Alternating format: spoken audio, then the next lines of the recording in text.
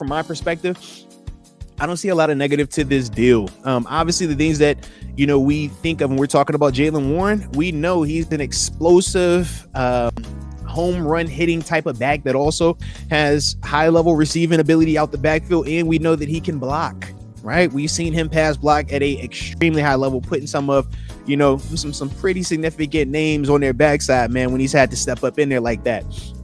So I do like that, man. But when we're talking about Jaylen Warren, man, just a complete dude, man, got it out the mud, right? You're talking about an undrafted guy, had to work multiple colleges, multiple transfers and stuff like that to get here. And then we obviously know him signing as an undrafted free agent while we still had Najee Harris as our first round running back.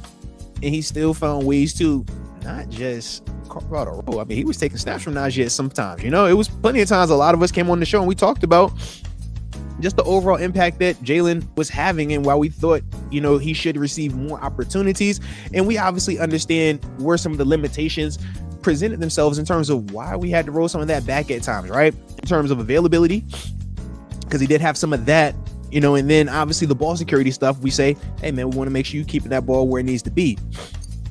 But as a whole, it's like, man, when you're watching, how Jaylen runs the football, he runs extremely violent. He is, super exciting to watch because of that. Even though he is a short guy, he's not a small guy. And I think we see that with just the power that he has when he's exploding through some of these guys trying to tackle him, man.